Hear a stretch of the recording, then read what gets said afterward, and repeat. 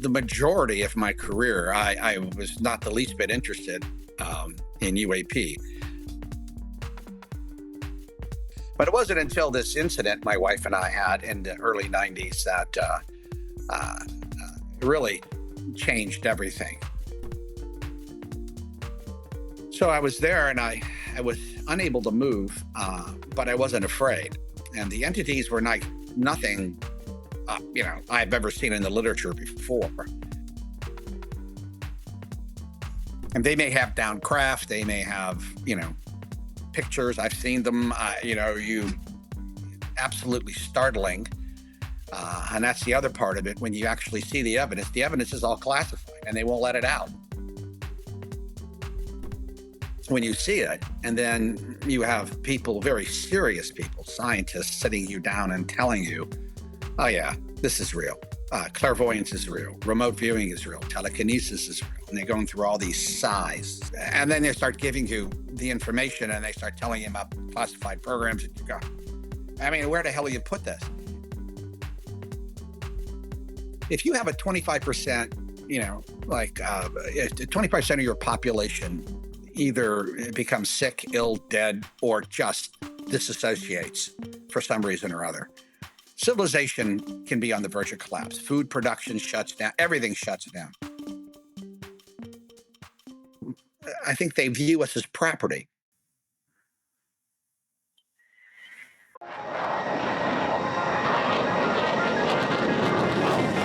Chris Lehto, welcome to Lehto Files. Today's conversation completely changed my perspective on UFO disclosure and why our government has handled this topic the way it has. Our guest spent 34 years in the CIA. That's including 25 years as an operations officer in the National Clandestine Service. He was running spies, managing classified programs, and serving as special assistant to the deputy director of operations.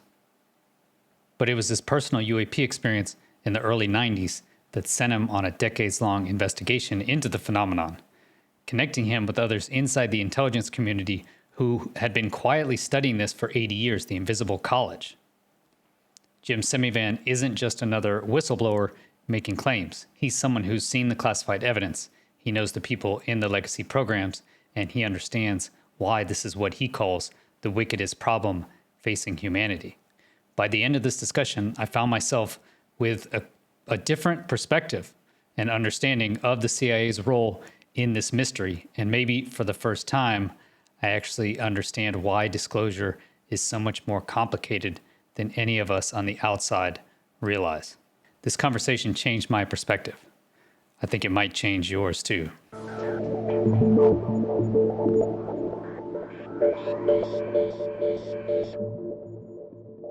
Thank you so much, Jim, for being here. How are you doing, sir? I'm fine. Thank you so much for having me, Chris. Your CIA background and UAP awareness is such an interesting crossroads. When did you first become aware of UAPs during your intelligence career? And how did that shape your decision to co-found To the Stars Academy after? That's a good question. And for the majority of my career, I was not the least bit interested in UAP. And it didn't affect, my job. My job was as a, member of the clandestine service. I was an operations officer, essentially a guy who ran spies or ran programs. And I ran quite a few of both. So it wasn't until my wife and I had an experience back in the early 90s that I became interested in UAP. Before then, since I was in college, I had a strong interest in what we would consider the occult, but it was mostly mysticism, the concept of romanticism and German romanticism, British American transcendentalism, things along those lines. And that led me to an interest in things that were unseen, let's put it that way, sort of the secret history of the world, right? And so I'd always had that as sort of a hobby, a side hobby. But it wasn't until this incident my wife and I had in the early 90s that it really changed everything. And I began to inquire more about UAPs and look into UFOs. And I checked with some friends of mine at the agency who did have an interest in them, and they led me to, or pointed me towards, some books, mostly Jacques Vallée's books, and I've since gotten to know Jacques very well, and he's a good friend, and but that started my interest. So for the last, 35, 40 years, I've been studying it. I'm a student of this. I'm not a researcher by any stretch of the imagination, but I do a lot of research, read quite a few books, and talked to quite a few people in the community about this. So I have a decent background. And that's so interesting. You were in the CIA, and I'm just assuming here that you had no interest at all in UAPs, and then you had this encounter you mentioned with Yeah. your wife. Can you talk through that basic encounter, just so the audience has an idea? Yeah, it was a typical encounter. When I say typical, it had a lot of the characteristics of what we would call an abduction scenario. I don't call it that, uh, because I have no clue what it was. And I hate putting a name on it. I just call it an experience, and it's essentially, it had some of the classic elements. Like I said, it's laying in bed one night, woke up laying on my back and looking at the foot of the bed, and there were these three entities there, right? And what was startling about it, was it was as real as me talking to you. It was almost realer than real, if you can imagine that. So I was there, and I was unable to move, but I wasn't afraid. And the entities were like nothing, I've ever seen in the literature before. Um, Later on, I've learned that these types of entities have shown themselves two or three times to other people. Once in Spain, once in Mauritius, and then me. Right? There might have been other people that have seen these things too, but I had a friend of mine, a researcher, named them or calls them bibendi, which is the plural for a bibendum. Bibendum is the name of the Michelin tire man. The with the like body armor, white body armor. Only mine had a sort of type black body armor on. So I was it wasn't particularly unpleasant. It was, and then I had this, they were looking at me, and they had a looked like little tiny smiles, but I couldn't tell. And then there was another part. These experiences, these Dutch experiences, sometimes they're broken up. It's like a film. You're seeing something, and all of a sudden it shoots to another take, and then it shoots to another take. And there's no rhyme or reason for it. The first one was in color. The second two were in black and white for strange reason. I don't know. But then again, I was out in the middle of my street behind my house, with my wife, and some entity, very tall entity, was behind me. And he was pointing up to the sky, and I was looking at the sky, and there were these three orbs in the sky in a triangular pattern, and I'm staring at them, and they merged into one, and it shot off. And I remember saying to my wife, "Let's get the fuck out of here before they come back." That's exactly the phrase I used, and I mean that's what I remember saying to my wife. And then it cuts like a film, and the other part of it is my wife and I trying to get back into the house, right? She in her nightgown, and me stark naked, because that's how I sleep. And then at exactly 7 a.m. in the morning, I wake up laying on my back, totally wide awake, which is highly unusual for me. I'm not a good, I don't wake up well ever. And I'm always groggy, and I was just beside myself. I couldn't believe this experience. And I looked to my right, and my wife wasn't there, and she was in the bathroom. So I went over and knocked on the door, and she opened the door, and she was clearly in a bad way. And uh, I said, "What's the matter?" And she said, "I don't know." She said, just really, I'm bleeding pretty badly. And she said, I don't know what this is all about. I never had this issue before. So we had to get her to the doctor. And this condition lasted for 17 days. My I had a physical issue. I had a hole in the back of my neck, which my wife found later that morning. I knew it was there. I just thought it was a scratch or a pimple or something, but it was a round hole. It was the size of a pencil eraser, and it wasn't bleeding profusely or anything like that, but it was there, and so I didn't think anything of it.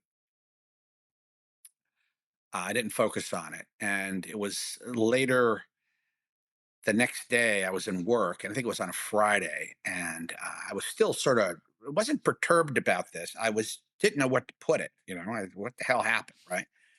And my wife's a clinical psychologist, so I know quite a bit about liminal states and lucid dreaming and nightmares and all that kind of stuff. So this clearly didn't fit into this category at all. And this is something totally different. So anyway, I ran into somebody in the agency who was a deep cover officer who was in my branch at the time. And I just happened to share it with him. And he was a UFO aficionado, sort of a researcher on his own.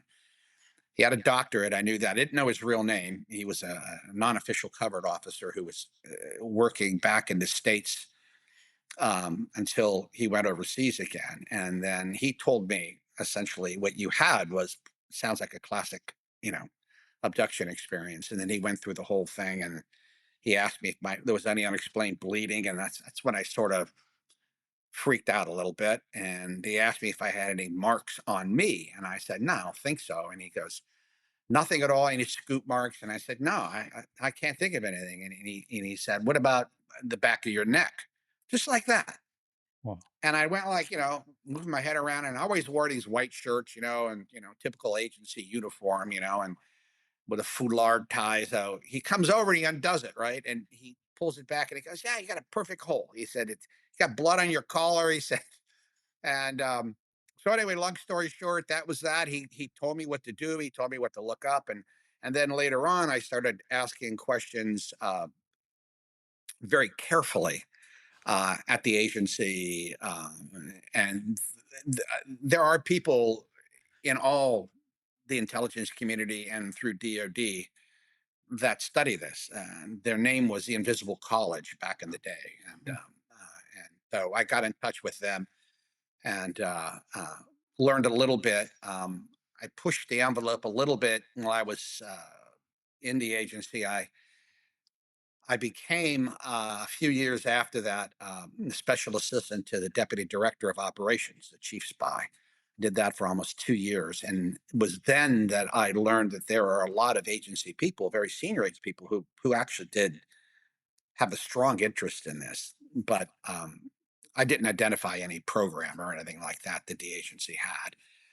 So it wasn't until I retired and I went back to work for the agency in another capacity, and it was around 2014 that I met a fellow from the Pentagon, John Alexander, who you probably know of. And he, I met him at a conference on energy, and he had just finished his book, written his book, and on UFOs, and so I chatted him up and told him my story, and then he came to my house, videotaped my wife and I, and then the next thing you know, he sent it off.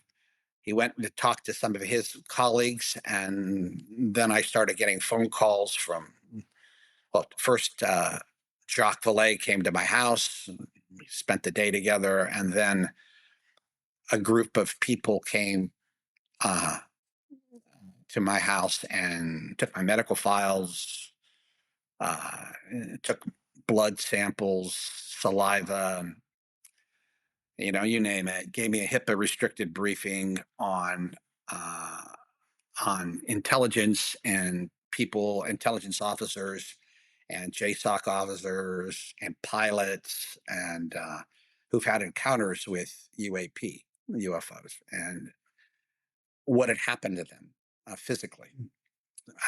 So that was a little bit of a shock. And so anyway, that's sort of how it began. And then later on, I got briefed, classified briefings, not so much on UAP, but on other areas of what we would call paranormal, or we would call the phenomenon, and what it is, aspects of it.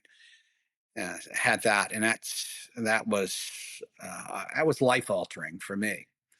Realizing that, yeah, all this stuff is actually true, and oh, by the way, we don't know what the hell it is. I mean, that story is mind blowing. I mean, that must have changed your whole outlook, right? Especially when you have your wife there who can really fully corroborate the experience for you, right? If it happened to Well, she myself alone, yeah. Well, my wife doesn't remember anything. She had no recall of anything at all, except that she had a physical issue. Now, my wife, and by the same token, comes from a family that that have had these experiences before. Her mother, in particular, recently passed away. Used to tell her when she was kids, yeah, I have children up there. She would point to the sky, I have children up there, and her mother's always said that. I remember, meeting her mother. We've been married 40 some years, 44 years. And her mother always talked about that. So it sort of runs in her family, but she doesn't have any particular recall of that. Now, in the same time, we lived in a house in Virginia that had what you would call now classic poltergeist activity. My wife and I, we don't have any children, and we're generally very easygoing. And my wife's very spiritual, so it didn't bother us at all. As a matter of fact, Hmm. we we didn't. We sort of welcomed it. It was one of those things where the noises at night, the cigarette smoke in our room, the entities, rubbing my wife's head and patting my wife's head, odd things in the house, being moved. I mean, it was amusing more than anything else. But I never really gave it much thought. And my wife and I were like, well, stuff like this happens, and through my studies, I knew this was happening. But what I did was you don't give it energy, right? You don't focus on it. You don't get scared. You don't get happy. You don't do anything. You just let it alone. If it's there, it's there. At one point, my wife got together with some of her friends who were spiritually inclined, and they asked this entity, if it's okay, and if it needed anything, and if it wanted to stay, it was welcome to stay at our house. And but if it needed to move on, it then they would help it move on. Well, it left, and it hadn't come back, and so that was pretty interesting. What's also I find interesting is that, most people, a lot of my audience members who have had UAP or crazy experiences like that, when they bring it up with people, they're very skeptical. They initially get the stigma immediately. People look at them like they're crazy, but you got the complete opposite from inside the CIA. How did he know about the back of your neck, or why would he bring up bleeding exactly? Do you know? Did you get any more information on that? Yeah, I mean, essentially, when you research the topic, and I've done that very, very much. I mean, spend I spend all my free time doing this. So it's when you research it, you know that there are, like I said, elements of these experiences, and you they're pretty much the same worldwide. Uh, there are some elements that are a little bit different than others, but more or less the storyline is the same. The narrative is the same. You get abducted, you go onto a craft. Now, I don't remember any craft at all, but you have these things that happen, right? And there's a sequence of how they happen, and then usually at the end, there's what I think Peter Sturrock called a theophany, which is really a catharsis where people change. The best example of that is Chris Bledsoe, a dear friend of mine, who went from sheer terror at his experience to this wonderful, beautiful spiritual transformation. Now that happens. That did not happen with me. As a matter of fact, I'm not exactly the opposite, but I look at what happened to me as more of a human rights violation than anything else. Hmm. So I'm very very interested in trying to find out more about it, what it actually was, what it is, And I have to tell you, after 40 some odd years and speaking to everybody in the business, and I know them all, um, classified and unclassified, nobody has a nobody has a clue. Wow. Really, Wow. really, nobody has a clue. I mean, in the end, you can talk to them and they'll give you, you know, uh, their interpretation, or their best guess or the best guesstimate.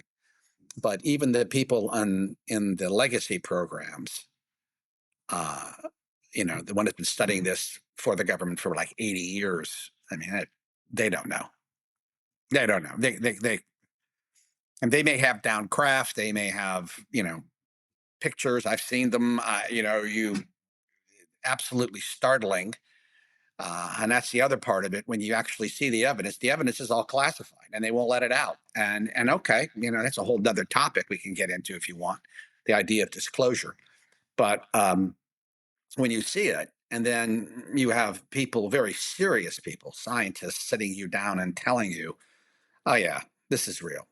Clairvoyance is real. Remote viewing is real. Telekinesis is real." And they're going through all these psychic, you know, um, uh, things.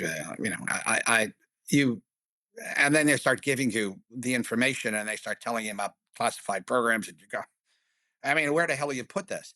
And then you're looking for explanations, just like they are, because you want to go to science, and you want to go to science, and you want to say, okay, where does this fit in to what we know? And there is no place.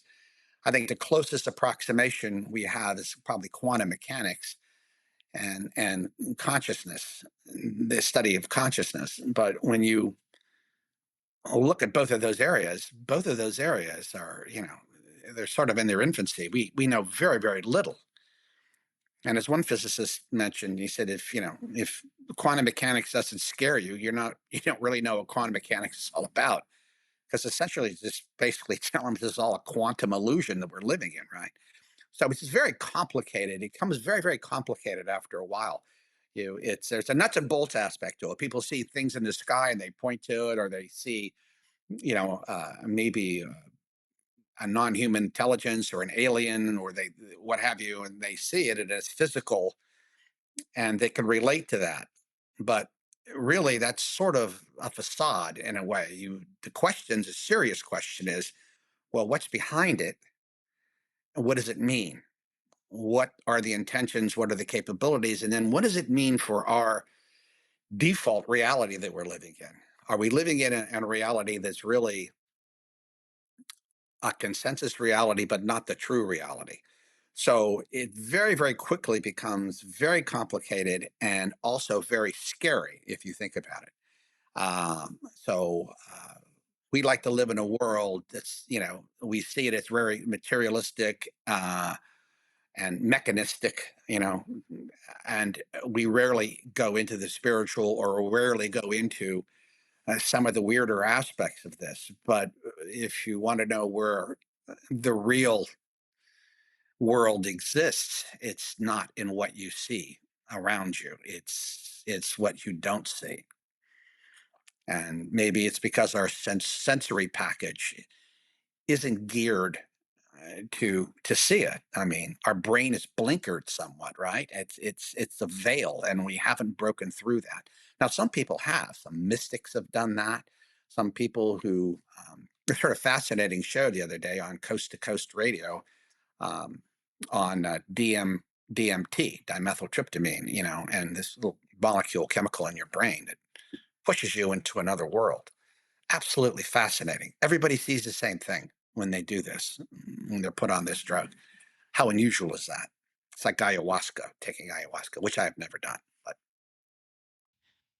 You were in the CIA for so many years, and they seem even open minded about it. Why do you think the government at least appears, very hesitant to acknowledge that any of this is real? And they continue to promote the narrative that, it doesn't exist. There's no non-human intelligence, etc. well, interestingly, the government has been doing this one person called a tradition of disbelief. I mean, they manufactured this back in the in the 40s when they ran into the problem. They knew about this back in the early in the 30s actually, and they didn't. I mean, it was so far beyond what they could comprehend. And it wasn't until the 40s with the Roswell crash and then another crash that they realized they had a problem, a very big problem. And what do you do with this? It wasn't serendipitous that this uh, crash occurred near Roswell Air Force Base, which basically was our nuclear base, right? So it has an affinity. This phenomena has an affinity for nuclear material, so it shows up, all over the place. But anyway, so what do? You're President Truman, and your top Air Force generals come up to you and say, "You won't believe what we have. Not only that, we have bodies, and we have these crash things, and we don't understand anything about it." Truman's stuck with it, and it's a hot potato. The Air Force doesn't want it, because what the hell are they going to do with it? So what does Truman do? The National Defense Act of 1947. He creates CIA. He creates the Department of Defense. He creates the Joint Chiefs of Staff. And some other entities, and then he says, well, okay, let's, he picks two, right, and says, you two look at this. So the CIA at that time had the charter to do that, and so did the Air Force. So the Air Force and the CIA at that time um, picked up on this topic. Now, they have not admitted this in any way, shape, or form, and I'm not speaking officially either on this. I can't. But those are the most logical people to pick this up and run with it. So the agency has put out an unclassified history of their involvement with UFOs, and it's on their website. You can read it, and it talks about it. And it talks about who they put in charge, and what elements were in charge of this, and looking at it. And they were very interested in it because and they remain interested in it because that's their charter. They have to prevent another Pearl Harbor, right? And so does the Air Force. So things like this just don't go away. Now, the government, what the government is not doing, the government isn't saying that this isn't real. What the government is basically saying, we're not going to officially confirm that this is true. We're not going to come out officially and say that. And I think the reason for that is because they don't know what to say. Uh, I was on a podcast not too long ago, and somebody asked me, about disclosure, and there's this concept now that's being discussed: limited disclosure versus catastrophic disclosure. Catastrophic disclosure is where the president comes out, and it has to be the president; it can't be anybody else. Comes out and says, all right, we're not alone in the universe, and there are 3 to 6 different types of alien species or non-human intelligence that have visited the planet and are currently on the planet. We have crashed saucers, and just basically let's loose with everything that the government knows. The end result of that is relatively unknown, and we don't know how anybody would react to it. And I think, particularly if the president says, we don't know their intentions or capabilities. Well, the president's job is to defend the Constitution of the United States, and it's also to defend the American people. So that's what the military's job is. That's what the intelligence community's job is. And now you're going out and you're telling people, um, there are these non-human intelligences that are on this planet, have been on this planet probably for 2,000 years, recorded history, and they have this ability to take you at any moment. They have the ability to plant memories in your mind. They can control you. They can control me. They can control everybody. So essentially, what he's saying is we're no longer at the top of the food chain, right? And he's even going further than that because he's saying, well, they may be godlike. They may be omniscient. They may be the gods. I mean, every major religion talks about sky gods. There isn't one that doesn't. Coming down and giving them this, right? Everyone. Look at Genesis. I mean, you can go to every single one, particularly the Indian, the Vedas, and Mahabharata, things along those lines.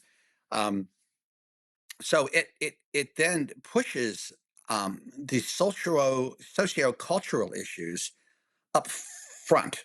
Now you're just people are saying, well, what's reality? What's true? And does civilization break down? Uh, uh, most sociologists and I don't know demographers will tell you that if you have a 25%, like 25% of your population either becomes sick, ill, dead, or just disassociates for some reason or other, civilization can be on the verge of collapse. Food production shuts down, everything shuts down. Um, so I think when there was a study done in 2004. I know Hal Puthoff talks about this study. He was involved in it, put together by a group, uh, psychologists, religious people, things along those lines. And the question was posed to them, what would happen if the government came out and admitted, uh, there was disclosure and admitted all this. And at the beginning of this is what Hal was telling me in the beginning of the conference, they all agreed the government should come out. Everybody has a right to know.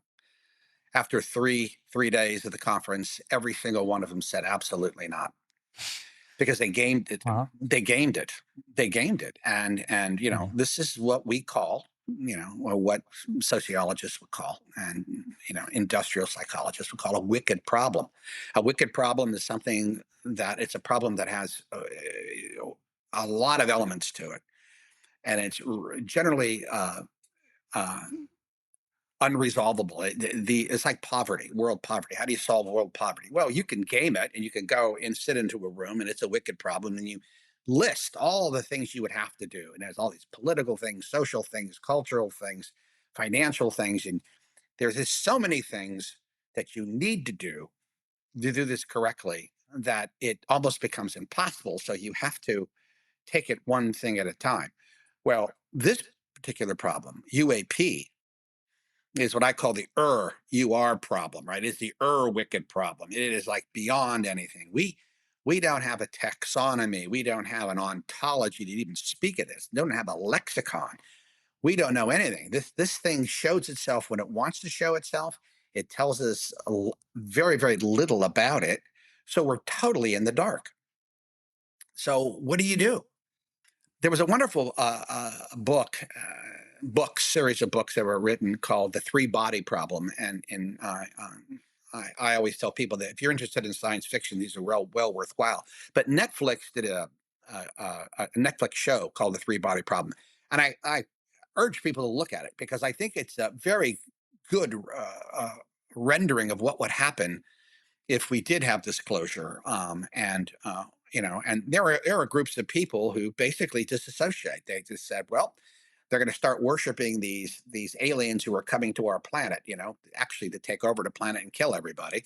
Not that I want to spoil anything, but they totally dissociate, right? And they go someplace else.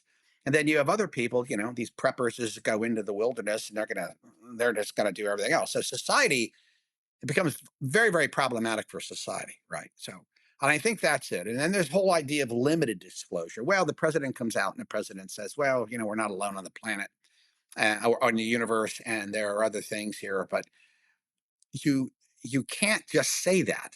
The president can't just say that because it will beg a million questions, and then the narrative isn't complete. Now, the narrative isn't complete even with catastrophic, disclosure, but even with limited disclosure, you're stuck with who's going to fill the remainder of that narrative. And then you're looking at who actually would. Joe Rogan would, Sean Hannity would. And I'm not just trying to go to the right here, but, Tucker Carlson. Every single person who's had an abduction experience would fill it in. And you're going to get all this information that creates this new narrative, and none of it is really accurate because nobody knows the answer. So people make stuff up, and you end up with a new religion, so to speak. And out of that morass of opinions that you're going to be getting, it's going to come up something that may be really ugly. And I think the government knows that, and plus the government doesn't know, it really doesn't know what to say. It has no response to what do we do about this. They can't. They've been studying this for 80 years. It's like they don't know what the hell it is. The we're living in 21st century physics, right? If this phenomenon, if this UAP phenomenon is 25th century physics, what I mean, can you blame science? Can you blame anybody? I mean, for looking at this and saying, what the hell do we do with it? Do we create a problem where there isn't a problem?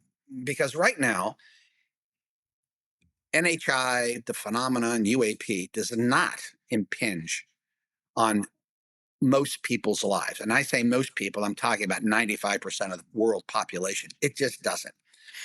It impinges on the military. It impinges on people like me, maybe 5% of the population, 10% of the population. It doesn't, they don't know what to do with it. They don't know where to go. They go to Congress with it. Congress doesn't know what to do about it. Congress is just as befuddled, as everybody else is. So it's a conundrum. It really truly is. And I'm not against disclosure at all. I'm hoping that somebody can find a way to do it that's responsible, that we know that we're not going to be setting off or opening up a Pandora's box. And this is something that's discussed quite frequently among people in the UFO community, not just me saying this. It's very serious people have issues with this. My dear friend Chris Mellon, he's a big fan of disclosure, and he makes, I think, wonderful arguments, brilliant arguments on this, and I don't disagree with them. I'm just not sure of the outcome. Just not sure. No one, by the way, has done more, to push disclosure than like Lou Elizondo and Chris Mellon and now Dave Grush. These guys are out there, and they're doing this all the time to push this, because in a way, I mean, their point is very well taken. I mean, you can't deny reality to people. You can't say, oh gee, I'm not going to tell you what's real, because it's too scary. I just tend to be more cautious about it, and I'm not against it coming out. I just trying to hopefully find a way to do it where it creates the problems are minimal, right? um I always go back to that quote from a T.S. Eliot poem in the Four Quartets, one of his more famous poems, where he said, mankind cannot bear too much reality. Or humankind cannot bear much reality, and I think there's a lot to be said for that. Um, we have to be careful. Some people aren't well tethered to the ground, and you throw something like this at them, and you say, well, for instance, let me give you an example. Like if you talk to a quantum physicist and you said to him or her, tell me what quantum mechanics says about reality. And they'll talk to you about superpositioning, they'll talk to you about entanglement, they'll talk about all kinds of stuff. But they'll also tell you, like, well, you know, space is made up of emptiness. It's just empty. And oh, by the way, your reality is really based on probabilities and chance, and not, there's no mechanistic way this is going to happen. We don't know what's going to happen at any one given point. It just happens as it goes. But you also, when you look at it, they'll also tell you that Chris Lehto and Jim Semivan are just two big masses of spinning electrons talking to one another, and everything around them, including the pictures behind you, the books behind me, the desk, their headphones. They're just empty space, basically, and made up of electrons, protons, neutrons, quarks, muons. But most of that is empty space. So what does that mean about us? What does that say about our reality? What does that say? I mean, we're physical because of the opposing electron forces and maybe the strong nuclear force. It pushes us together in these faces and these bodies and this desk and what have you. But when you look behind it, when you look at it closely, this is just energy patterns. And so, are we just energy patterns? And if we are just energy patterns, what the hell does that mean? I don't know. It's I don't stay up at night anymore thinking about it, but sometimes I do. Yeah, I think we just take for granted that we know so much, and like you just mentioned there, uh, we just know so little. We don't know why radiation happens. Like no one Right. knows why anything it radiates, why we have radiation at all. Like there's no explanation in physics. We don't know really what matter is. You said electrons and protons interacting with each other, but then when you try and actually find out what that is, even in quantum mechanics, it's all different fields, right? So it's just Exactly. fields of energy. Yeah. And the problem with UAP in general, and this phenomenon in general, and NHI, it's multidisciplinary. I mean, it covers science, but it also covers sociology, and it covers religion, and you're into biology. Biology is a whole nother ball game, and you have these things, these academic disciplines that are stacked on one another. Mhm. You don't have people that are we don't have scientists that are that are able to talk about it all together. In other words, we have to look at it individually, and we look at it, at piecemeal, and everything's siloed. So, and again, our brain, isn't really capable of doing it. I mean, our visual spectrum, our hearing spectrum, very limited, right? It's just limited as one certain area, right? We can't see outside of it. Some animals can see outside of it, and we know they can. And then our level of consciousness, we're at a level of self consciousness, but how conscious are we? I mean, are we? Is our consciousness evolving like our bodies are evolving, and our bodies are evolving slowly, but they're evolving. Well, do we need to reach a state of cosmic consciousness um, before we are able to understand part of this? Or do we have to transition? And by that, I mean dying and moving into another state, another form, another dimension. So, everybody used to think that UAP were extraterrestrial, but nowadays most people, most ufologists or people that study this, and most scientists that study this will tell you, well, it's probably a combination of extraterrestrial, interdimensional, and maybe a little bit of crypto, crypto terrestrial or ultra terrestrial, where these NHI are living on our planet and have been living on our planet with us. We just haven't seen them, and they have the ability to cloak themselves. This Arabic, concept of the jinn, it's always fascinated me, because it's very close to what the Christian religion would call angels, and although the pre-Islamic religions did have angels and jinn and stuff like that, and they still kept them. In the Quran, you can read whole surahs about jinn. But it's fascinating, and you see all this, and it's all out there. All this knowledge, this is out there, and it's ethereal and it's anomalous, but you can't put your arms around it. You just can't, and it's hard. It's just very, very hard. We hear a lot about the negative effects of disclosure, but have you really considered, I'm sure you have, but the positive effects? What do you think disclosure would bring about in terms of positive change in the world? Oh, that's an excellent question, and this goes back to what I think Chris Mellon and Lou Elizondo talks about, and Gary Nolan, and a lot of these guys, and they're absolutely correct about it. It will generate a whole new series of academic disciplines. I mean, right off the bat, if we came out and we told the scientific establishment this is real, the National Science Foundation, National Institutes of Health, uh, every major university would start programs on trying to figure out what this is. I mean, we would have this immense amount of research money and funding going to discover what this is. And I think in some respects that would, that may be able to push us forward in so many different ways. Um, it would take, I think consciousness studies, and particularly quantum mechanics studies. I mean, the money would be pouring into that, and people would be very interested in it. And it also enormously changed religion and our view of the world itself. People would be questioning reality all the time. But I think it's going to be a mixed bag. I think there's going to be a ton of positive effects, The biggest one being we get to know our real history, right?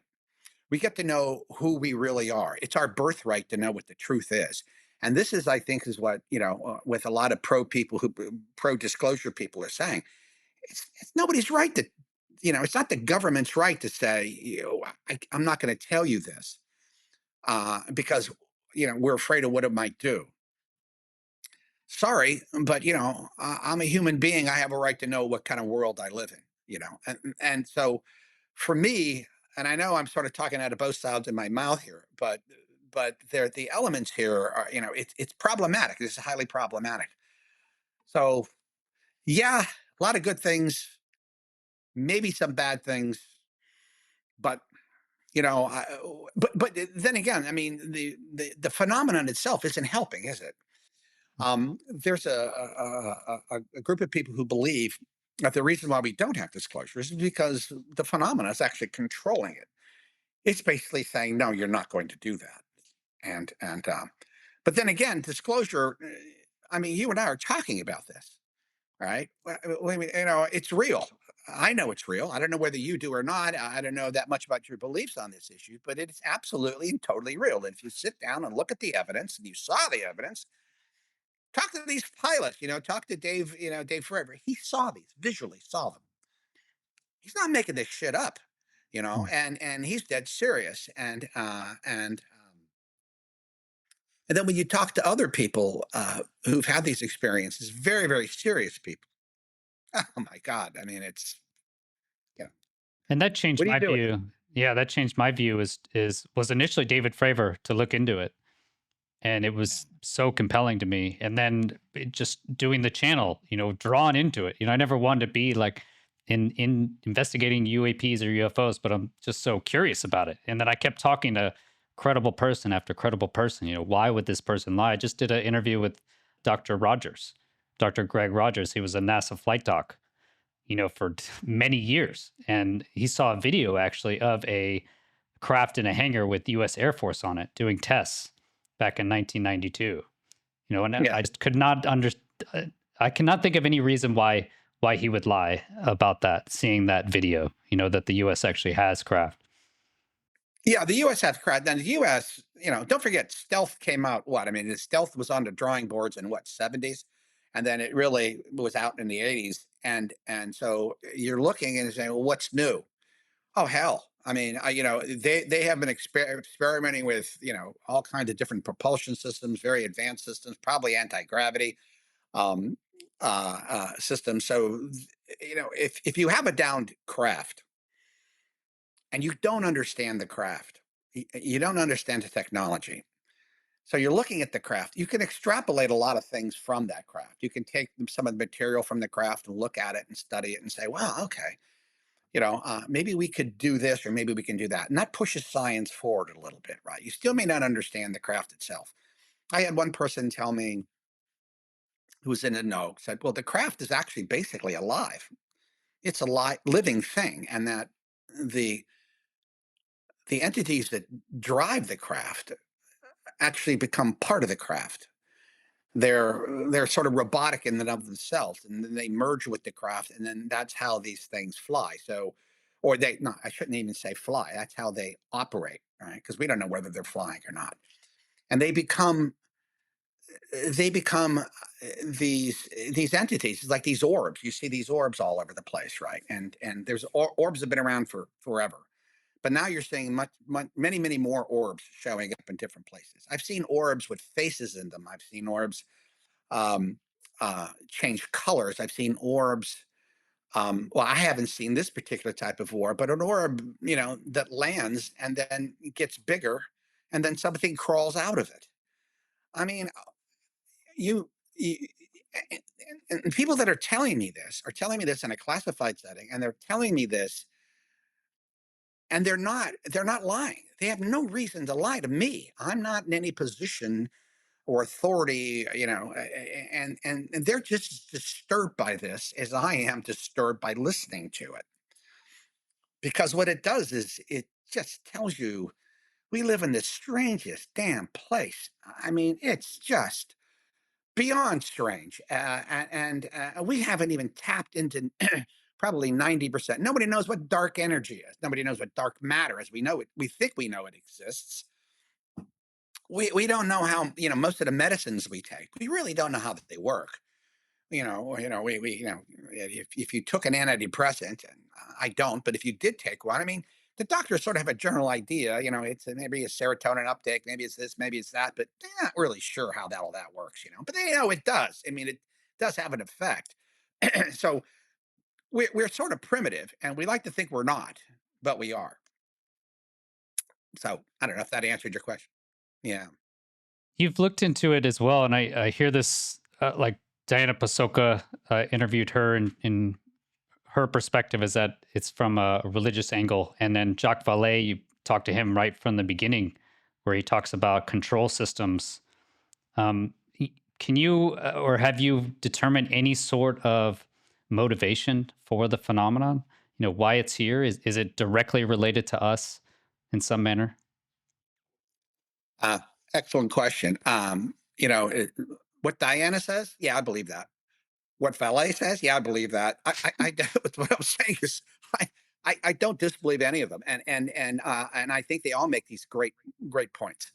Um, what if you looked at these leitmotifs that run through the phenomenon? It always comes down to these beings are if they have any message at all, they're saying it has to do with nuclear energy and climate change, right? That seems to be the two primary things, right?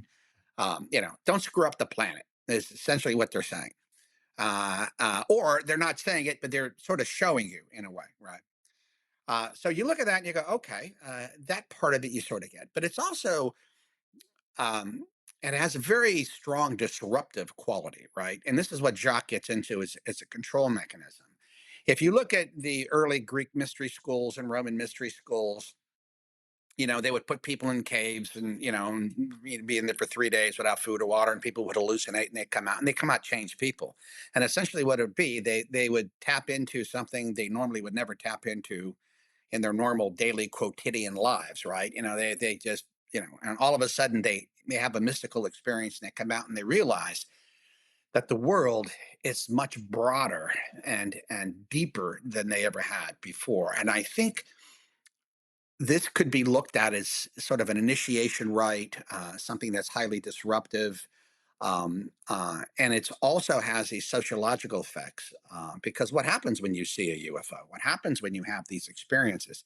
It does change you, and I don't think it's unusual as we progress that this is becoming more of a topic of discussion and that people are taking it seriously and that we have many scientists now that are getting into this and taking it very seriously and realize that it's actually there's truth to this, and they're trying to get to that truth.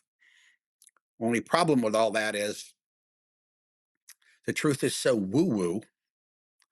So, as Jock likes to talk about it, is so absurd, absolutely absurd. I mean, go back to my experience. I mean, look, there's no rhyme or reason to it. It's that's why I don't like to call it an abduction experience, and why I'm sort of mad about it. It's like, you know, screw you. You know what I mean? You throw this crap at me and you lay it at my feet, and then I'm supposed to figure this out.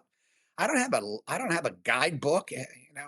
When we're all born on the planet, right? Without an instruction manual. I get that.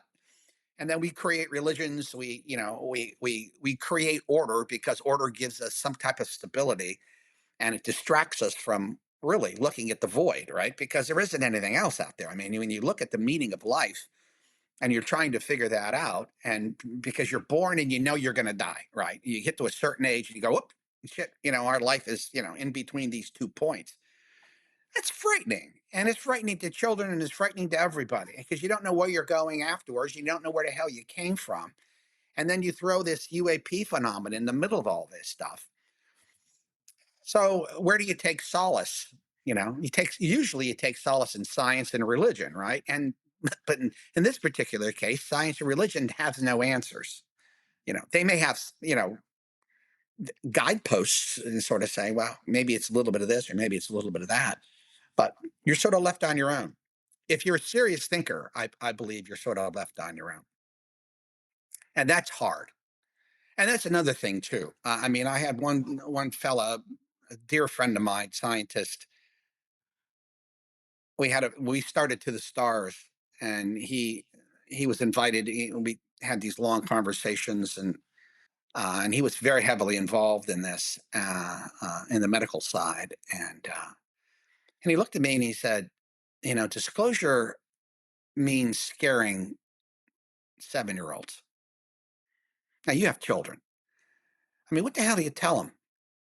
I had a psychologist friend of mine at the agency asked me if I would speak to her teenage daughter because her daughter was fascinated with UAP and UFOs. And I said no, and I said because if she asked me a good 14-year-old question, and 14-year-olds are pretty smart, and I said I'm not going to lie to her. I'm going to tell her, this is not, this is not ET putting his finger to your head and going, ouch. I said, this is a hell of a lot different. And it's not just like the end of, what it, Close Encounters of the Third Kind, where a spaceship lands and, we're flashing signals at it. And all of a sudden these cute little white beings, translucent white beings come out, with big smiles in their face. And they all look like Casper the Ghost.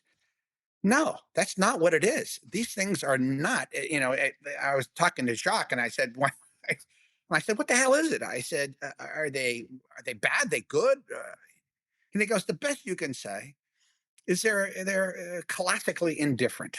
They don't give a damn one way or the other. And I think that's exactly the truth. I don't think they're good. I don't think they're bad. I think well, as Charles Fort said, I think they view us as property. And I think we have to take that into consideration. And that's another reason about disclosure. So you want to tell somebody that I have this list of things, what I know about UAP, and none of it is good. I mean, it's good.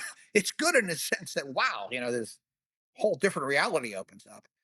But it's not good in the sense that this is an intelligence that does act as a control mechanism and does control. It can control us. It can dictate to us. It doesn't seem to be doing that, on a daily basis and affecting people's lives, but it can do that. And when you give up that sovereignty, right, that idea, that free will, you no longer have free will. And then you have an 8-year-old who is petrified, doesn't want to go to bed at night because he's afraid the beings are going to come into his room. And I know people who've had that happen to their children, and they don't react well to that. So what do you do? What do you do with that? I don't know. I don't know. It's a situation.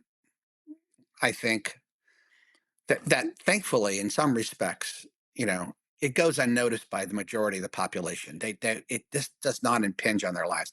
I live in this really nice little community up near in Delaware, and it's a very small town, 3,500 people, and I can count on my hand the number of people that are interested in this.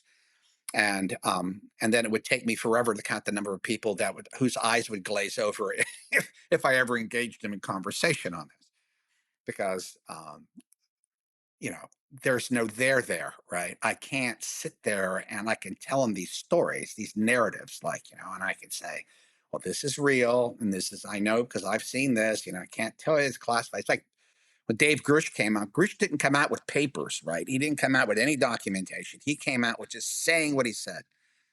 And it was all accurate, in my opinion, all accurate.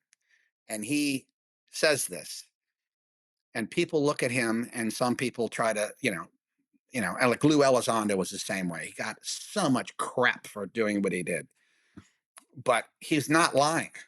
I was there. I was with him in the Pentagon. Saw the same thing. Well, he saw a lot more than I did, but later on I saw more. But anyway, he saw this stuff. I saw some of this stuff. He showed me some of this stuff. We talked about it.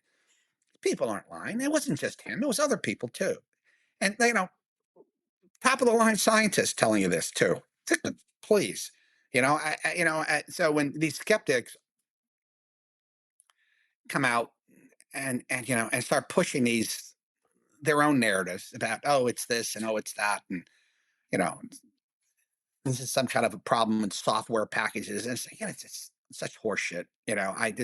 I don't engage them anymore. I used to engage them. I don't bother with it anymore. I know what I know, and I think they have a role to play to keep everybody honest.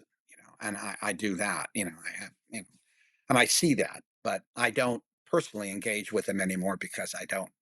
I'm not here to defend what I believe. You give take it with a grain of salt, or you believe it or you not believe it. I don't care. It doesn't affect my life anymore. It used to. It doesn't anymore. What do you think about like the idea that Ronald Reagan said, the famous quote, if there's an extraterrestrial or outside threat, not that this is necessarily a threat, like you said, they seem indifferent. But what do you think of that idea that it could, unify the world or maybe unify humanity so we could move forward and stop all these crazy wars, etc.? Well, I think there's definitely a an element of truth to that. Maybe more truth than not. Again, in the three body problem, I did a simultaneous podcast. I think during the fourth episode, and I was talking about how intelligence services came together when they knew this threat was coming, and how they worked together, and and what how that would happen, and what it would mean. And so, yeah, I mean, there's no question. I think that people would basically. I think the people in. I think populations in general would force governments to work together for the common good. But again, we're humans, right? And there will be every government will be looking towards an advantage that they can have with another government won't. Do the Russians know about this? Yeah, the Russians have their own program. It used to be called Thread Three. We know that, and studying UFOs. Do they have crash saucers? Most likely they do. Most likely the Chinese do too. So they have their own programs. Everybody's in. France has their own program. Italy has their own programs. A lot of countries have their own programs. Brazil. Um, the problem is they're all trying to figure out what everybody else has. So that's where the national security aspect comes in with this. This is another reason why where Lou, took a lot of crap when he came out, and so did my company to the stars, because we were saying like, wait a minute, disclosure is fine, but we do have some national security aspects here. This program, this current program, this legacy program, the deep program, and I mean it's the security around it is obscene. It's just it's not going to be. They're not going to discuss it. They can't, because they don't want. If you tell your friend, tell an enemy, right? You can't come out and talk about what you know and what you don't know. So they leave that alone, and the government leaves that alone, because if you by happenstance discover a technology that can control the airspace and space in general and everything else, well, you own the world, right? And somebody was saying to me not too long ago, well, look at all these wonderful technologies that can come out. Free energy. You can go on and talk about all these new technologies. Well, yeah, that's great. But what happens? I said, what happens when you have a technology that makes, uh, energy symmetrical, that everybody has it? Well, what's the first thing a country's going to do? We're human. We're going to take a weapon system out of it. Now we all have the same weapon system. Nobody has an advantage. Everybody has the same advantage now, because you're able to develop these craft that anti gravity craft. You can put weapon systems on it and all that. There's a lot to think uh, about this, and I think that's another one of the reasons why the government is very careful about this, and they're careful about the technology that they may have discovered. I don't know if they have or have not. But yeah, I mean, it's not a simple problem set. I mean, it's a difficult problem set. And if it wasn't for the fact that humans are humans, I mean, it's just we have a nasty side to us. We just do. And you can talk to Thich Nhat Hanh, and the Dalai Lama, and they'll tell you the same thing. You look at a person like, I hate to use Hitler, but Stalin's a perfect example. Joe McCarthy, you get all these people. I mean, I put them on the same levels or anything like that, but nevertheless, they have a nasty side, and so I don't trust humans with it. I trust the government. I really do, to a certain extent. I mean, they've lied. They've done things that they shouldn't have done. Even my age is with the programs back in the '60s and '70s were way, way over the top and just awful. But in the end, they get straightened out, and the people force them to basically maintain order and keep in mind the public good. So I think government in general, I have a lot of faith in government. Um, Have I, you? I don't. Oh, Yeah, go ahead. sorry. Have you talked to John Ramirez at all? He's the other Yeah, I know CIA John. He's a friend of analyst. mine. Yeah. What do you Yeah, think of his story where he's invited to a meeting essentially, and with high level members as well? There's no classification markings, and they say that I believe we're hybrids or some relation to that. yeah. John told me that story. I, uh, I can't get into any of the details around. And John and I spoke privately about that, and there's a well, let's put it this way. I believe, yeah, I believe what he said. There's no reason for John to, particularly talking with me. You know what I mean? There's no reason for either of us to shade anything with one another. And so yeah, yeah, yeah. What he said, I think what he said is accurate. It happens. I mean, you have some of the most really highly see. John, well, see, I can't get into too much detail because where John worked, how John came across this makes sense to me, and what his story was told me made sense to me. It fits the pattern. It's like what Dave Grush, said. Yeah, yeah, that fits the pattern. I mean, it makes total sense to me, but I can't tell you why. Okay. And we talked about a lot of negative consequences of disclosure as well as, potential positive. How do you think we should move forward? What do you think I should do as a podcaster, and what are you working on? Well, for you as a podcaster, I think continue to do what you're doing, and as many voices as we can get on this topic, the better it's going to be. Many. Plus, I do my own podcast with my company, To the Stars. Um, I just did one with Tom DeLong and Peter Lavenda, and I'll be doing another one hopefully soon, maybe with Hal Putoff and somebody else down the road. I prefer doing that as opposed to being on a podcast because I get to ask the questions. But I think it's really, really important for podcasters to keep doing this and to look at not just UAP, to go into other areas that related these corollary areas. It's like this wonderful book that just came out, The Illustrated Guide to DMT Entities.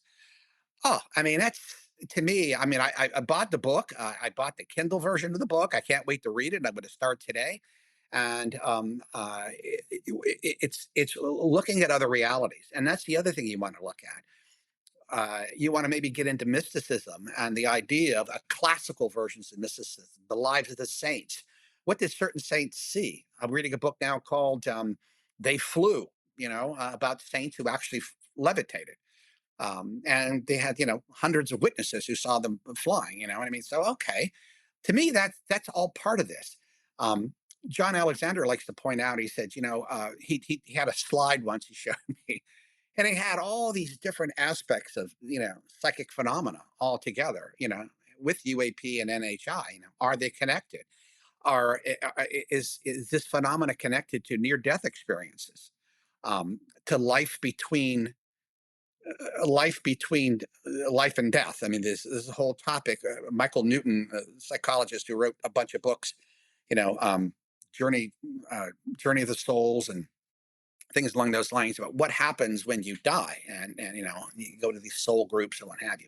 The whole concept of reincarnation. How does this all fit in? I don't know, and but it's all part of it, and so it's a much grander subject area than we give it credit for. It's not just nuts and bolts, and it's not just quantum mechanics. It's this whole other thing that's out there, and it's all connected in some form or fashion. That to me is fascinating, and I think podcasters need to do more of that. Open this up more, and also get scientists on too. You know, we need what William James called a radical empiricism, right? We don't have that Mm. now. We have this box, right? And science looks at the box.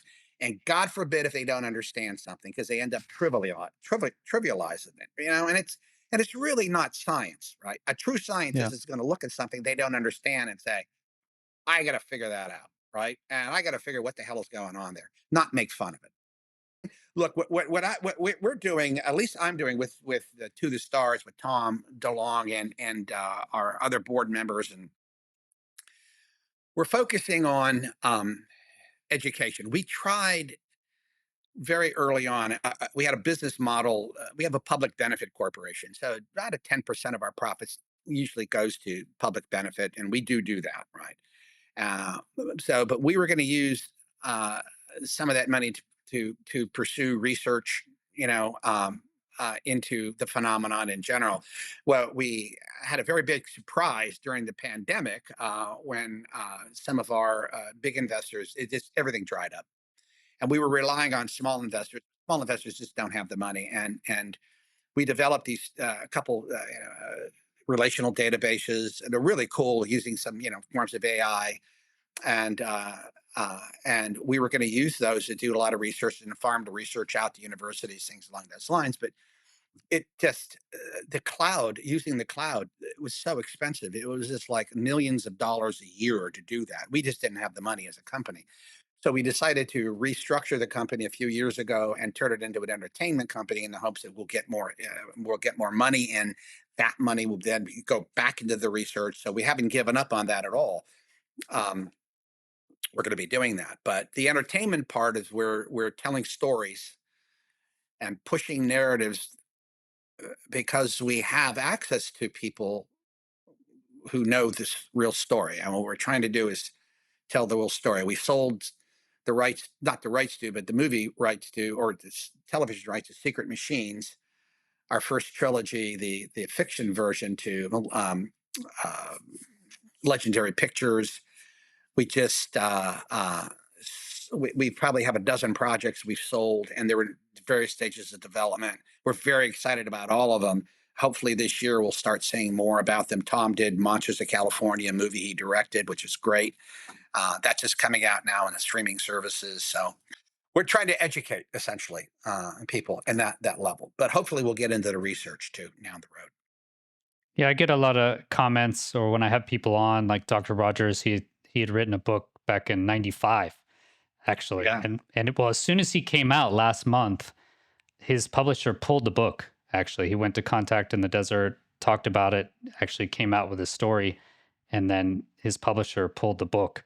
But I'll get comments saying, "Oh, it's another person trying to sell a book, or another person trying to cash in on the UFO podcast circuit." And I'm saying, where is the money? Where's all this cash flowing in? It seems like that's one of the biggest issues is, it's not mainstream enough really to generate any sort of real cash to really funnel a full industry. No, you're absolutely right. And people who say things like that, it's mean spirited. It really truly is. I mean, in the beginning, there were some really extraordinary narratives that came out and some very odd books that came out. And I used to discount them. I don't do that anymore. Um, Weird with the capital W has taken on a whole new meaning in my life. I, I just you can't you can't tell me anything that's too weird. You can't tell me anything that I wouldn't say, well, that's fascinating. I don't know if I believe it completely, but I'm not going to discount it. And I don't do that anymore. One of them is the topic of MILABs, military abductions.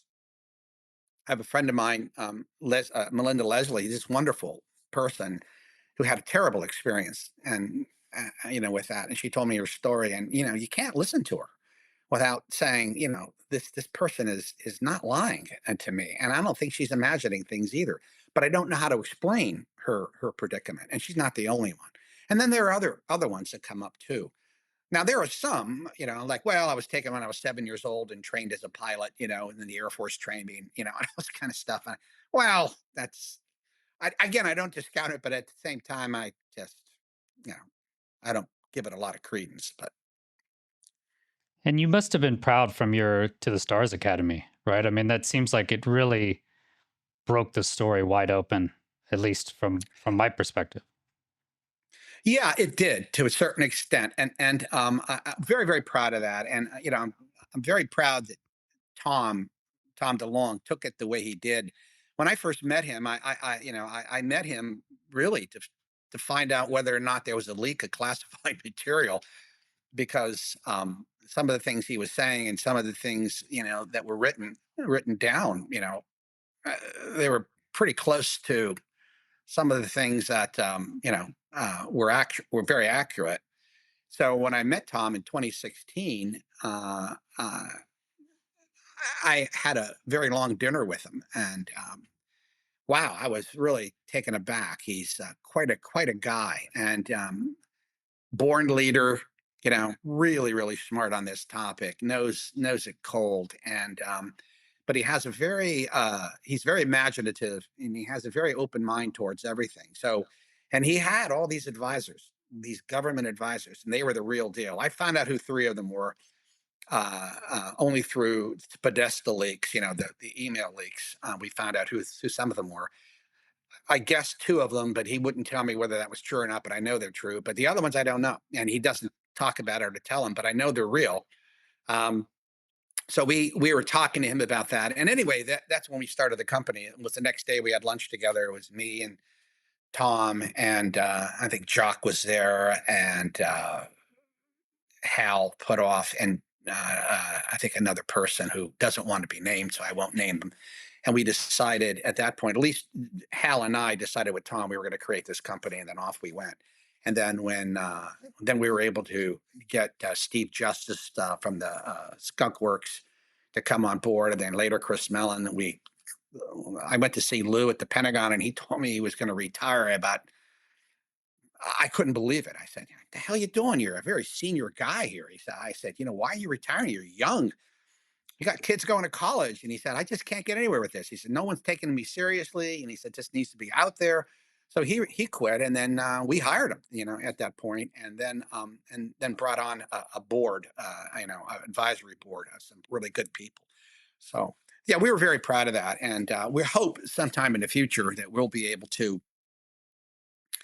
become much more active in the community, more so than we are now. Now you get organizations like the Soul Foundation. Great, great. They're just doing wonderful things, and very. I know most of the people there that run it, and they're just really top of the line. Gary Nolan, Peter Skafish, and a couple of the others, and it's scientifically focused. It's exactly what we need. And what's your take then on Jake Barber? I was really excited when he came out, and I thought that would move the needle, and it just seems like that it hasn't been received well. His whole Skywatcher program. Well, yeah, I mean, I don't discount Jay at all. I don't know Jake. I don't know him at all. And when he described what he was doing, perfect sense to me. I know. Yeah, I mean, I know of that type of work. So yeah, he's the real deal. No question about Mm. it. I didn't. I think why I didn't. The Skywatcher thing, I think, is very important, and I don't. I'm not sure whether I think they call it psionics or something like that, where somebody's Yep. sitting down and they get a remote viewer and try to make contact. I think there's something to be said about that. I don't know whether that's going to really manifest into anything. It's like the people to go out. I know Stephen Greer has these things where you go out and you watch, and you try to make connections. Usually they're orbs. You'll see them. Chris Bledsoe does this also. My feeling has always been, be very careful about contacting something you don't know anything about. A good friend of mine, Keith Thompson, has just written a new book, but he was telling me that the uh, uh, I'd like to plug it because it's really really good. He wrote Angels and Aliens, and oh, it's called the UFO Paradox. Okay, so the UFO paradox by Keith Thompson. Yeah. Yeah, he might be somebody you'd want to have on your podcast. He is really, really smart. He's one of the best, I think, commentators and thinkers on this particular area. I met him at Esalen a few years ago, where we had uh, where Jeff Kripal put together and Leslie Kane put together a group of people, experiencers, and we all sat around and chatted. And another great guy there was Whitley Strieber, who's written two fantastic books. One's called Them, which I really loved. It's probably one of the best analyses I've read of the phenomenon. And then his latest one is Them, which no, The Fourth Mind. I'm sorry. It just absolutely wonderful, wonderful book. He's one of the better thinkers, I think, on this particular topic. Him, Jeff Kripal, um, Jacques, obviously, Diana, they and Leslie Kane and Annie Jacobson. Those are the people. My favorite book, one of my favorite books, is called. I must have read this thing three times. I'm going to start reading it again. It's called Daimonic Reality by Patrick Harper. It's not an easy read. All right, he's an academic. Went to Cambridge. Brit. I think he read English there, but anyway, fascinating book on the topic. One of the better ones I've read too. So there's so much good literature out there now, and I'm just going through Jacques Vallée's Forbidden Science journals, his personal journals, and I had never read them. And I just finished six, Forbidden Science six. Now I went back and I'm going starting at one and going to go up. And absolutely fascinating about some of the problems associated with studying this phenomenon and the problems associated with it, financial, social, just dealing with the people, and how everybody has different viewpoints and what have you, and how that affects, um, which way research goes. It's great. It's just wonderful. So So I guess finally, after all your years investigating your personal experiences, what do you think it means to be human? What have you learned over your experience? wow, yeah, it's a wonderful question. Um, I, in the end, I always go back to, and I don't know whether this is apocryphal or not, but I think it was Aldous Huxley who was on his deathbed, wrote The Doors of Perception. And somebody asked him a similar question, and he just said, what can you tell me? I think it was one of his relatives. What can you tell us based on everything you know? And he just looked up and he said, "Be kind." And I have to say, I steal that when people ask me questions like this. What's it all about? What life is about? What does it mean? And the answer is, I don't know. But I do know deep down what I personally truly feel is that to be a successful human being, eh, to say that your life had any kind of meaning in it at all is really trying to gear your life towards being kind and compassionate to other people, animals, and everything around, every living thing around you, if you possibly can do that. Kindness and compassion, understanding is obviously a part of it. And just trying to take the high road as much as you possibly can. I think love is probably at the end of it all, some kind of universal love or pattern of love. I don't know. um, that's the only thing I can tell you. I That I try to live by. I mean, I fail every day. I mean, I really do, but I try to do that. I just try to be as nice as I possibly can to people. I'm not always that way. Some people try to take advantage of you, and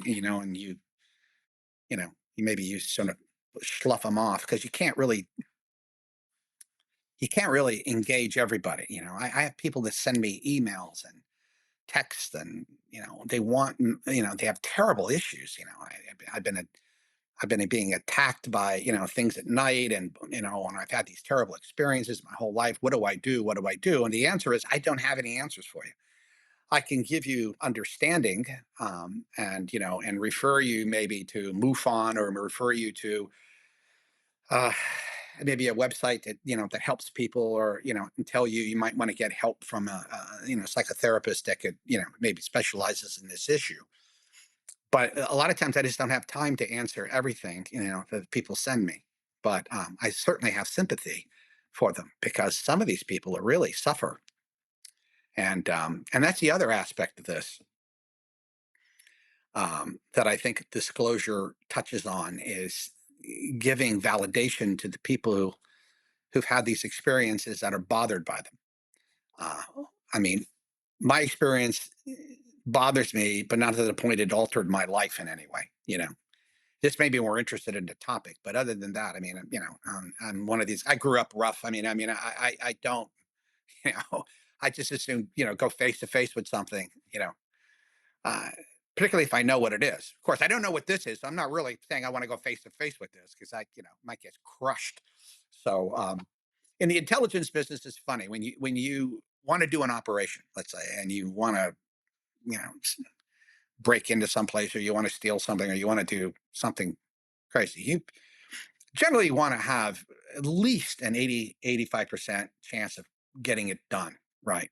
And then you have to look, and you spend, days, months, weeks, sometimes years looking at points of failure. I mean, where can I fail in this operation? And you try to plug those holes, and knowing full well that there's going to be ones you don't see or you don't anticipate. But you want to walk into a situation where you at least know that you have a good shot of coming out of it in one piece, or without it blowing up in your face. When you're dealing with this phenomenon, you don't have that. You don't even have I don't have a 5%, you know, you know, uh, confidence in knowing what this is. I don't know what I'm going up against. There's a trickster element to it. There's a deceitful element to it. We know that they can basically control you, and we have no defenses against this. The only thing that seemed to work, and this is mostly with poltergeist activities, is basically telling the thing, just go away, don't bother me anymore. Sometimes that works. You know, I've had people that used it, and it either diminished or it went away completely.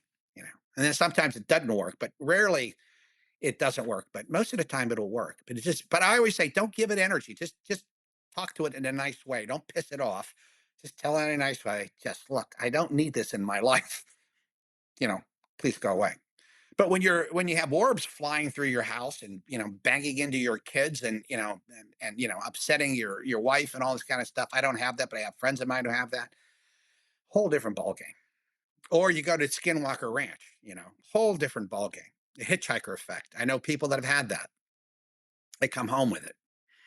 I've had people that got involved in this, like you, in particular you, like right, you're a former military guy, you're involved in this, you talk with it. I mean, sometimes this stuff is contagious, and sometimes, you get it yourself, and it affects your family. So Yeah, I once again, agree. I'm off on a different topic. Sorry. Yeah.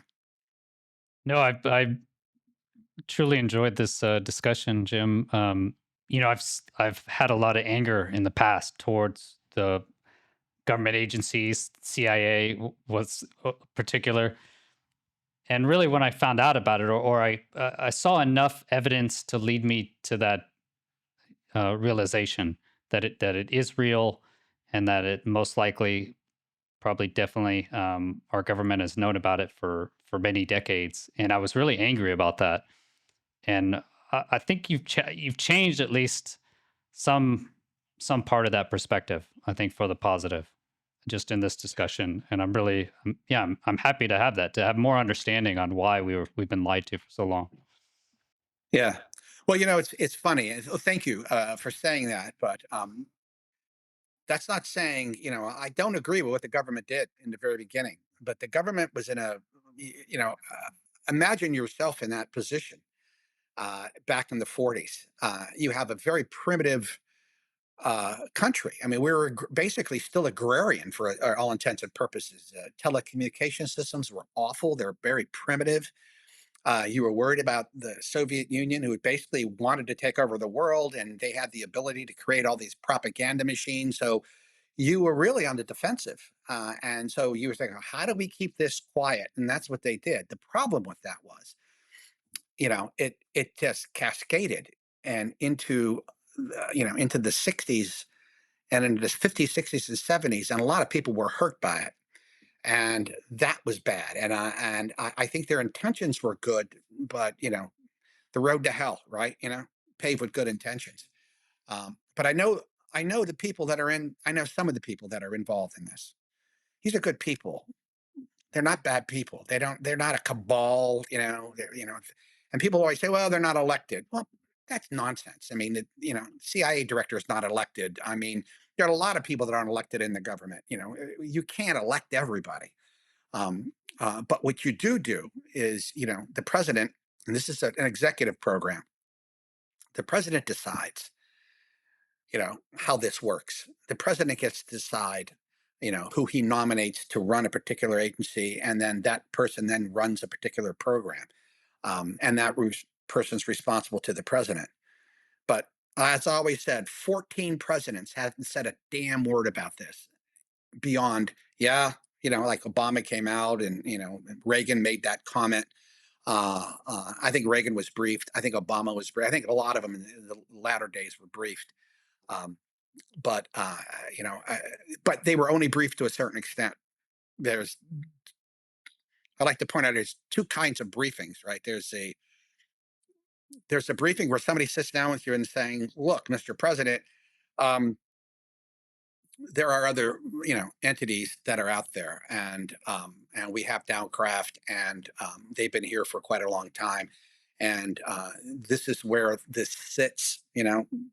These are the companies that are working with this. These are the government organizations that are running this, and this is generally speaking what we know. Maybe a half an hour briefing, 45-minute briefing. They will not get into the specifics. I've had briefings like that, where particularly in bigoted programs, highly bigoted programs, or waivered special access programs, they're going to give you the initial briefing where they tell you generally what this is. Then they say, to me, they used to say, "Do you want to get into the second part of it?" And then it's a whole different ball game. Then we have to sign you up to this. And you have to sign away your life for that. And I used to say yes, and then I stopped saying yes. No, I don't want to know anymore. Don't care, right? I don't need to know the particulars. And I think that's what's happening with a lot of the presidents, because they can't tell them anything beyond what they just told them.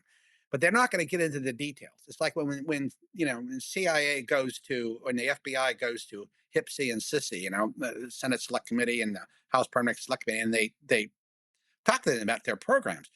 Well, they tell them about the programs, but they don't start telling them like who the spies are, and the intricate details. They just don't. And the Hipsy and Sissy aren't interested in that anyway. They just want to know, are you spending your money, our money wisely? A, and B, you're not breaking any laws. That's all they want to know. And just so they have a pretty good idea. And it's worked out really, really well.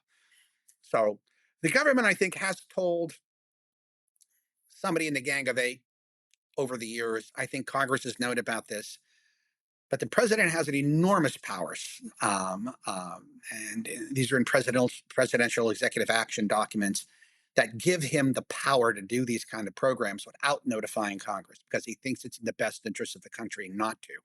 He doesn't have to notify Congress. I think he does sometimes. Okay, but that's legal. That's what the presidential power is, and Congress gave him that power. So, that's the other part of it. I mean, people blame the CIA or NSA or DOD for not talking about this. This is a program that doesn't belong to them. This is a program that belongs to the President of the United States. He determines what gets said, not CIA. It said, this old saw where, oh, it's how the CIA helped overthrow the government of Iran. CIA helped, some Iranians overthrow the government of Iran in the 70s, but it wasn't a CIA program. It was a presidential program. CIA takes its orders from the president of the National Security Council. Everything DOD does, CIA and every government agency, comes from lawmakers. Doesn't come from them. They don't make this stuff up and go out on their own and do it on their own. It just doesn't happen that way. They take the crap for it, right? Yeah. What about plausible deniability? That's a Yes. well-known CIA. Do you think they Yeah. could And keep it out of his, not brief him? Kind of what Lou Elizondo was frustrated by is that they were not briefing the chief, not the president, but they weren't well, briefing Joint Chiefs of Staff. Yeah. Well, again, the Joint Chiefs of Staff, there's a need to know. What do you need to know? I mean, government agencies are very, very covetous of their information. Um, Getting CIA to share information with the FBI was just terrible. It was they didn't trust each other. FBI wouldn't share. We didn't share. Same with DOD. You know, you if you're a spy and you recruit, say, a Russian or a Chinese, and he's absolutely the best spy you've ever had, there's absolutely no way in hell you're going to tell the FBI who this Chinese guy is or Russian guy is, or DOD or anybody else. The information you get from them may go to the FBI and it may go to DOD, but it'll be covered in the sense that they'll never be able to guess who this person was. And you want to do that because you want to protect your sources. But that also gives you access to the president, right? That you have and you only have. So there's a lot of that crap going on and what have you. But also, it's again, it goes down to need to know. What does a joint, I mean, does the chairman of the Joint Chiefs of Staff need to know that we have information on, UAP and these kind of craft? Well, I would make the case, yeah, he should know, particularly if they're interfering in operations, right? Just like they did in World War II with the Foo Fighters, and all the things that happened, and these nuclear strike groups, terrorist strike groups, and pilots seeing all this kind of stuff. And I'm sure some of them have been, when they've asked, have been told about it, that yeah, we have this under control, or we don't have it under control, or yeah, it's real, but we don't know what it is. And they left it at that. So I think that has been done. And like I said, I think there are members of Congress who do know about this. Maybe one or two, maybe two or three in the gang of eight have probably known about this over the years for one reason or another. The president doesn't have to tell them that. And any conversations between, say, for instance, the CIA and the president, Congress can't know about. They can't petition to know about it. They can't sue to get it. That's privileged information that happens between the executive branch and the entity that works for him, which CIA is. It works solely for the executive branch, nobody else, and the National Security Council. So that's who they owe their allegiance to. So, as Dave Grush said to me privately, but also he said this publicly. He said disclosure, it comes from the president. He gets it. He knows this. He says it has to come from the president. It can't come from any place else. So, and that's essentially what this is about. And I think, believe me, no government agency wants this topic. Nobody, nobody does. It is a royal pain in the ass because you don't know what the hell to do with it. You just don't know what to do with it. It's a, it just costs money. It hasn't given you anything. It just except problems, right? And you have to manage these problems constantly, right? So, What is your top CIA story? I guess just changing tracks here just for the last little bit. If you were writing a book, what would be your top story that you would share, or that you tell to your friends when they ask about your CIA adventures? well, first of all, I would never write a book. Although there were some wonderful books on the CIA written. Some friends of mine have written them. They're wonderful. They're really really good. I'm not that guy. Just can't do it. And as far as some of the best times I've ever had in the agency, honestly, they're all classified, and they were just. I just wish some of this stuff could come out because some of it is just so cool. It's just so cool, and it's not just the clandestine service either. It's the science and technology directorate, the analytical side. There's so much brain power there. You just can't get over how much brain power that's there. I told somebody once. I said, you could be in a meeting, and I graduated from Ohio State. I got a master's degree in English literature, right, with poetry, right. So it's like, yeah, but the guy sitting next to me, Harvard PhD in medieval French literature. The woman across, MBA from Harvard, and she speaks Japanese. The guy down there, is a former attorney, and they're all top of the line because they hire in the 94th percentile, right? So everybody's the smartest guy in the room or the smartest woman in the room, and that's amazing because you sit there and then you get the guy from East Missouri State University who basically had a 3.0, but he's the most street smart guy you've ever met in your life, right? Has the most common sense, and they're all together in a room and planning something or doing something or talking about something, and nobody mentions politics. There is no politics. That's one of the things in the agency I was always surprised about. I never had a political discussion in that place in 34 years that I worked there. Never, not once. Didn't know what anybody's background was, didn't know what their religion was unless they volunteered it. This never discussed. That's not happening anymore, sadly. I think, but that's the thing I liked about it, and that some of these things that we were able to do, the public will never know about, and really probably shouldn't know about because other people were involved who they don't want their names out there, and other countries might have helped and things along those lines. But they're worth their money. Let's put it that way. But I can't. But some of the operations I can't get into. Most of them I can't get into. Everything I did was classified. So yeah, but I had a lot of fun. Best damn career ever. Yeah, and they're hiring now. So if you're, yeah, they're hiring now. So I just got an email from them the other day saying we're hiring. So have your listeners, if anybody's listening, if you have a college degree and you don't belong to a subversive organization, and for God's sakes, don't smoke marijuana for at least a year before you apply, and you haven't stolen anything or committed a felony, you should be right up there. Okay, well, yeah, I do feel better actually after talking with you. Yeah, I just feel prouder of being American, and thanks for your service and Yeah. for your interest in this topic and for promoting it and for To the Stars Academy. I think it made a huge splash and really opened this topic up. So, and thanks for coming on the show. So, yeah, Hey, my pleasure. I appreciate it. Thanks for having me. excellent. Thank you, Jim. Okay. Bye bye. That really was one of the most enlightening conversations I've had on this channel. I mean, Jim just gave us a masterclass in understanding the real complexity behind the UAP phenomenon, not just the nuts and bolts, but he also talked about the consciousness aspects, the national security implications, and why even those with the highest clearances are struggling to make sense of it all. Why hasn't the government come out in 80 plus years? Turns out they have no clue what it is, and there's no real benefits to at least that they can see to coming out, and a whole lot of negatives after they gained it. So what struck me the most was Jim's honesty. I mean, he's 75. He's someone who's been there inside the system for 34 years. He's seen the classified evidence. He knows the people in the legacy programs, and he's just telling us straight up, we don't know what it is.